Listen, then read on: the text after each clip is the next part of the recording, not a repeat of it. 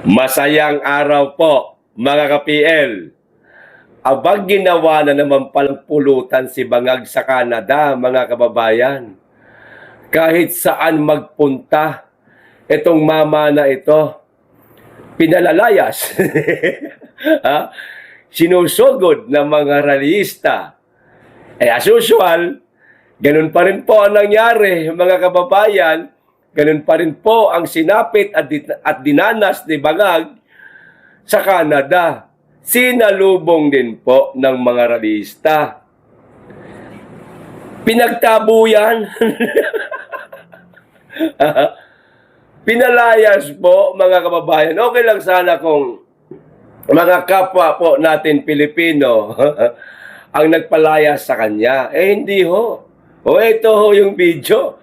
Makikita nyo po, mga kababayan, kahit mga Canadian citizen, pinalalayas po si Bangag. Bago siya pumunta ng Canada, merong nangyaring malaking rally dito sa ating bansa. Pinangungunahan ng mga kapatiran sa Iglesia ni Cristo. Karamihan gusto na siyang palayasin din. Pagdating sa Canada, yun pa rin po ang inabutan niya. Hindi man lang magandang welcome ang naranasan ni Bangag sa Canada. Kundi, pagpapalayas at malaking rally pa rin, anak ng tutsa ka talaga, nakakahiya maging Pilipino sa administrasyon mo, Sir Bangag. Nakakahiya. Naaawa kami sa aming bansa. Marami nang nandidiri na mga foreign investor ayaw mag-invest dahil sa'yo. Ito ang video.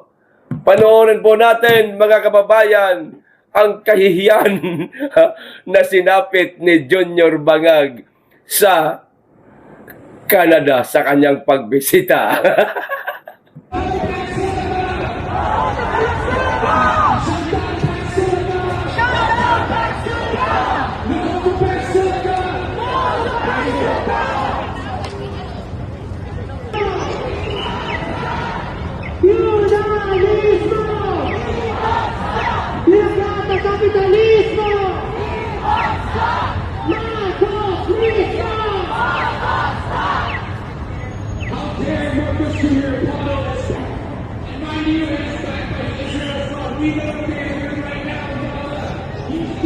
Makakabog.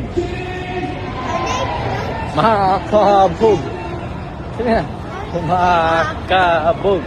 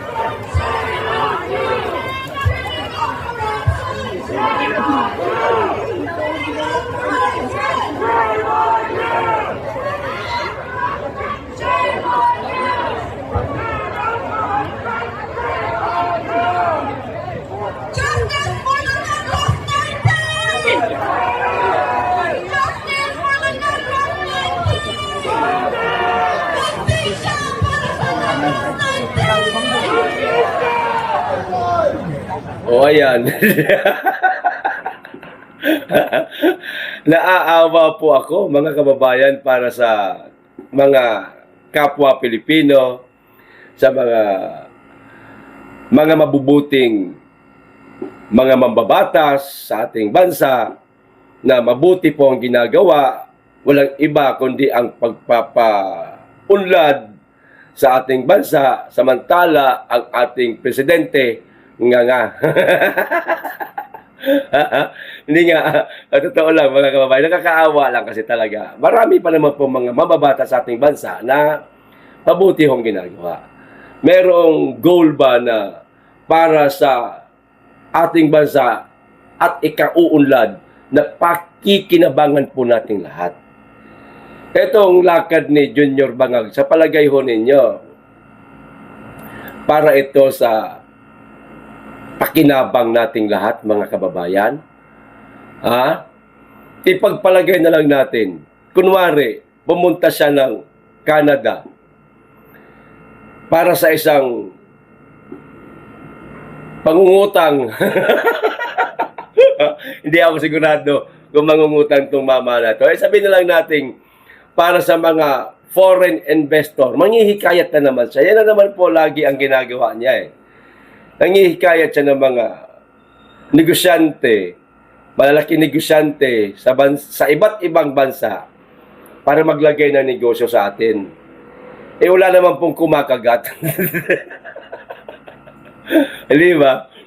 Ipagpalagay natin, halimbawa, mangungutang siya. Kamusta na po yung mga naglalakihang mga inutang niya sa mga iba't ibang bansa? Nasa na ho yun? Tulad po nung isang araw, nangutang na naman siya na sa World Bank, na i-release na. Nasa na? Matapos maaprubahan ng World Bank yung utang, lumayas na naman, pumunta na naman po ng Canada. Ano, mangungutang ka na naman doon sa Canada? Anak ka ng yawa talaga. Sir, di ba ang dami niya ng inutang? Laki na unang utang natin, 18 trillion na po mahigit. Nasaan na yung mga inutang niya na yun? May nakita ba tayo sa mga inutang niya? Wala po, mga kababayan. Wala po tayo nakita ni isang poste po ng tulay. Wala tayong nakita na ipinagpatuloy niya ang proyekto ng ating Tatay Digong. Di ba, mga kababayan? Speaking po, Tatay Digong, nako, isa sa pinakamagaling na presidente na nasilayan at naranasan po nating lahat, hindi kagaya ni Bangag, na kahit saang lugar sa magpunta, tinataboy, pinalalayas. Ito po, mga kababayan, nagbigay pala ng mensahe ang ating Tatay Digong sa ating lahat, hindi lamang po sa mga kapatid nating Iglesia ni Cristo. Dahil po dito sa mga nangyaring rally po na pinangunahan po ng kapatiran ng Iglesia ni Cristo. Ayon po ito kay Kitty Duterte, mga kababayan. Ito po ang basahin ko. Ipagpatuloy nyo yan. Yan daw po ang isa sa mga nabanggit ni Tatay Digong. Ipagpatuloy itong mga kilos, protesta, rally laban sa korupsyon. Hindi lamang sa Presidenteng Bangag, Hindi naman po galit si Tatay Digong kay Bangag, kundi sa korupsyon sa galit at sa mga magnanakaw. Kaso, magnanakaw si Bangag. Nagalit na rin si Tatay Digong. Ito pa, ito umano ang naging mensahe ni dating Pangulong Rodrigo Duterte bilang pagsuporta sa kilos protesta ng Iglesia ni Cristo o INC.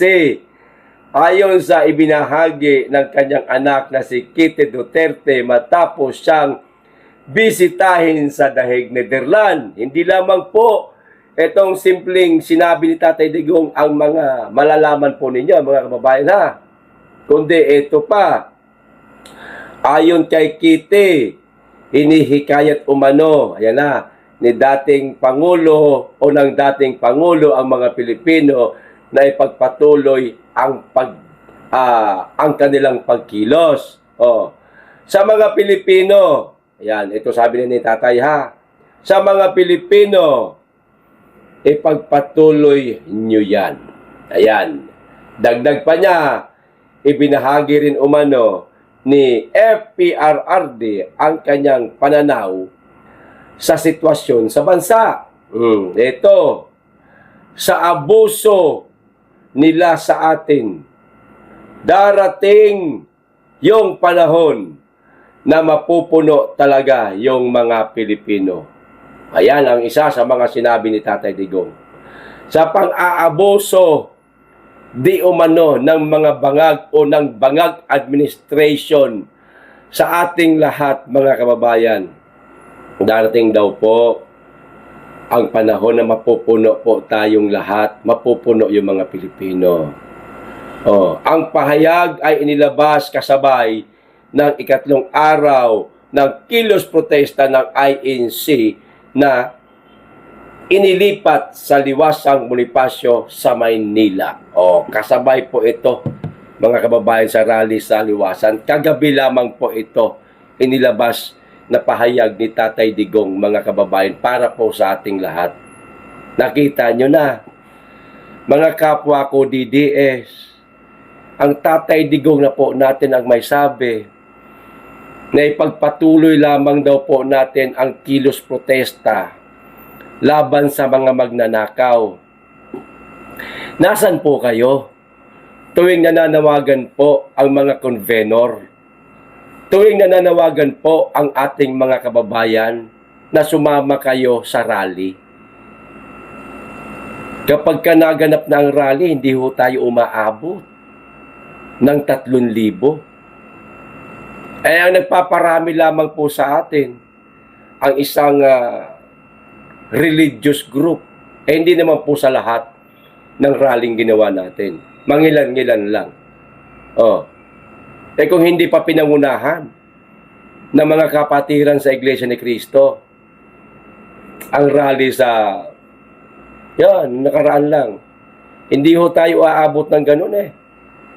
Sa totoo lang, sa napansin ko lang, mga kaibigan kong DDS, natabunan tayo nung nagsagawa ng rally ang mga kapatiran sa Iglesia ni Cristo. Naroon tayo, nagkikita-kita tayo, nag-uusap-usap tayo. Pero nilamon po ang bilang natin sa bilang nila. Ano sabi ng Tatay Digong? Uulitin ko ha. Ituloy lang daw po natin itong mga kilos protesta kontra sa korupsyon. Sana naman po, mga kaibigan, kapatid, kamag-anak, kaututan dila na mga kapwa ko DDS, sumama po kayo. Kung galit na po kayo sa korupsyon, sumama po tayo. Hayaan na po natin yung mga OFW. OFW nga nasa ibang bansa, hindi makakadalo talaga yan. Kayo ho, na mga narito lamang sa Pilipinas, sumama ho kayo. Paano ho natin may papakita yung bilang natin? Kung darating sa isang rally, 1,000, 2,000, pinakamarami na yata ang 3,000, siswertehin pa yan kung aabot. Wala, pagtatawanan lang po tayo. Matatapos ang administrasyon ni Junior na hindi man lang siya nakaramdam ng sindak mula sa ating mga DDS. Di ba nakakahiya? Lagi natin sinasabi, kung ilan ang bumoto kay Inday Sara, yun din ang bilang natin. Mas marami ang DDS kaysa sa mga loyalista. Nasan po tayo? Tuwing mayroong rally, panawagan kontra sa korupsyon, nasaan po tayo? Wala. Nga. Sa mga cellphone, social media, kahit nandyan lang sa malapit lang yung rally, hindi nyo po kayang pumunta. Hindi ko po ito sinasabi, mga kababayan, para ipahiya ho kayo. Para pagalitan ho kayo. Sino ba ako para pagalitan kayo? Sinundan ko lang po ang sinabi ni Tatay Digong na ipagpatuloy nyo yan. Kami-kami lang po ang nagpapatuloy. Ito, wala ng boses, inuubo, sinisipon, ulan init doon sa EDSA. Kahit yung mga kapatiran sa Iglesia ni Cristo, ganito rin po ang sinapit. Pero, tuloy pa rin sila nung inilipat sa Liwasang Bonifacio. Ang mga DDS, mga kaibigan ko, mga minamahal kong DDS, nasaan? Sayang. Di po ba, mga kababayan? O ito pa, isang balita. Ito, update po sa utang ng ating bansa, mga kababayan. Kung gaano na po kalaki. Update lang po tayo, ha.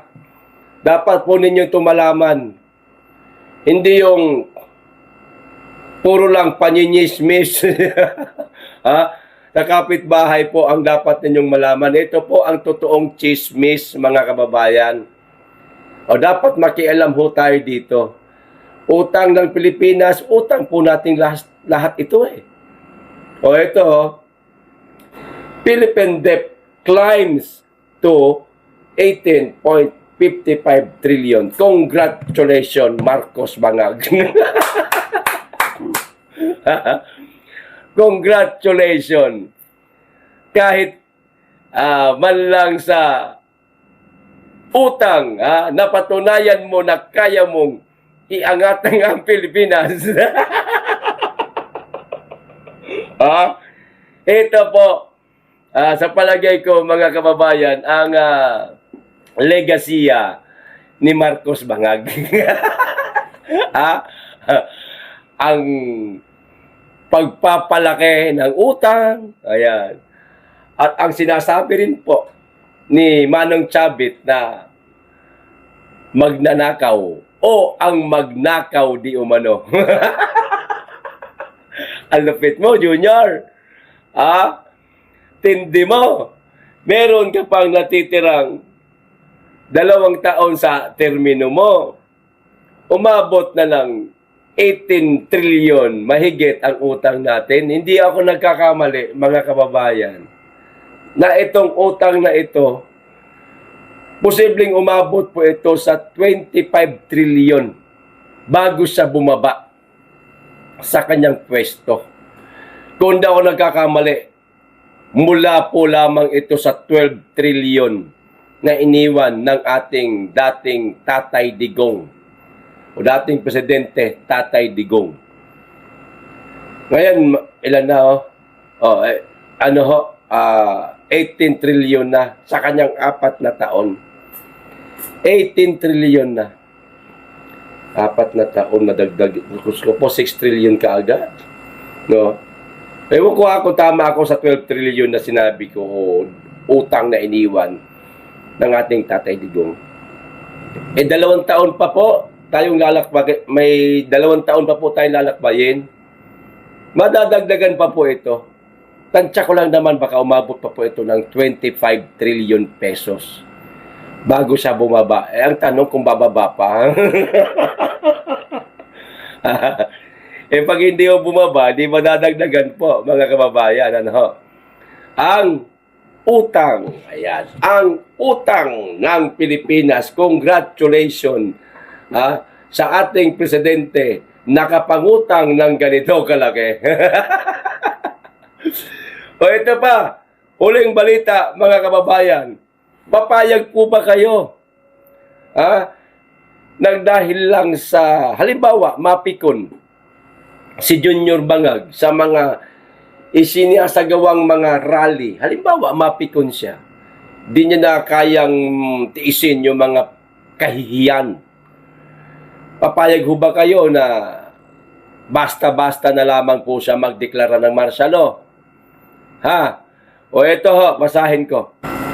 PBBM, posibleng magdeklara og martial law dungan sa mga protesta. Bisaya po ito.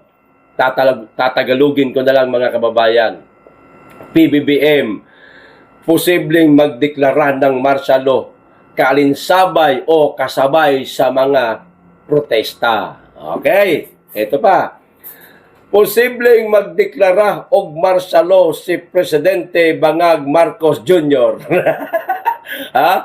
Kung makita sa Malacañang nga tagilid na kini tungod sa nagkakusog nga panawagan sa katawhan sumala kini ni kanhi Defense Chief Norberto Gonzales. Tagalog.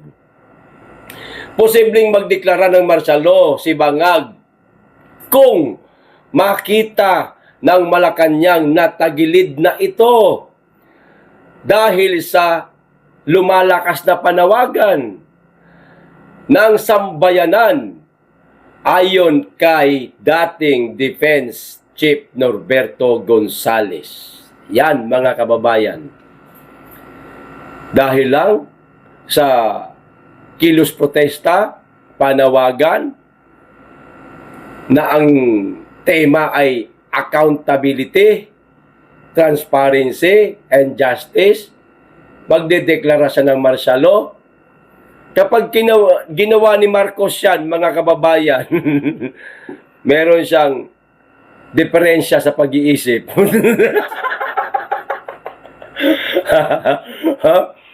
May natural. Ang tao, kapag hindi na makaya ang korupsyon, lumalaki ang nawawala sa kaban ng bayan, natural yan, mag-iingay talaga. No? Maghahanap ng hustisya, gustong panagutin kung sino ang karapat-dapat panagutin na kagaya niya na sinasabi ni Manong Chavit na magnanakaw siya. O pwede rin siyang magdeklara ng martial law. Ba, teka, sandali, ayoko makulong. Oo, nagnakaw ako, ayoko makulong. Magma-martial law ako. Ayan. Hindi po martial law ang pinaplansya nila ngayon. Con as. Ayaw na lang bumaba. Bira naman, oo. Tama yung sinabi ni Tatay Digong. Hindi na daw bababa si Marcos. Mahihirapan na siyang bumaba. Sa dami po ng atrasyo niya, pag bumaba siya, baka sugurin kaagad siya ng mga tao. Saan man yung bahay niya. Baka mismong mga kapwa niya, Ilocano, ang sumugod sa bahay niya. Sa bagay, sabi po ni Manong Chavit, mga kababayan, hindi man ba daw po siya Ilocano? Sabi ni Manong Chavit. Hindi Ilocano si Bongbong Marcos, magnanakaw siya. Walang ya. Ikaw talaga, Manong Chavit. Maloko ka talaga. Ano? Oh. Hindi po yung gawain, ibig sabihin. Hindi po yung, ikaw naman, Manong Chavit, ano po, yung dugo ba, nananalaytay po sa kanyang ugat na napuno po ng pulburon. Ilocano po yan. Pero yung hangarin niya sa bansa, o kayo na rin po ang mismo may sabi, Manong Chavit, magnanakaw siya. Di po ba, mga kababayan? Tulad na yun nangyari sa, sa Canada, sinalubong siya ng mga nagkikilos protesta. Ano ho sigaw sa kanya? Magnanakaw. Pinalalayas, pinaalis na. Oh. Dito sa Pilipinas, may malaking rally. Tinakasan niya. Akala niya makakatakas siya sa rallying nangyari sa Pilipinas. Pagdating niya ng Canada, aba, meron din pala. Hindi nga lang po ganun kalakihan. Pero ang laking kahihiyan. Lalo na, siyempre, isa po siguro sa mga plano niya. Kaya siya pumunta ng Canada para manghikayat na naman ng mga foreign investor na pwedeng maglagay na kanilang negosyo dito sa ating bansa. Paano makakahikayat yung mama na yan kung sinalubong po inyo ng magnanakaw ka, Marcos. Lumayas ka. Wala, mga kababayan. Uwi na namang luhaan si Bangag. Anak ka ng yawa talaga, oo. O yan, ang mga maiinit na balita, mga kababayan, at pwede rin po natin pag-usapan mamaya yan sa programa sa Birada Agila. Okay, hanggang dito lang. Maraming salamat. Mag-iingat kayo lagi. At higit sa lahat, mahalin po natin ang Pilipinas.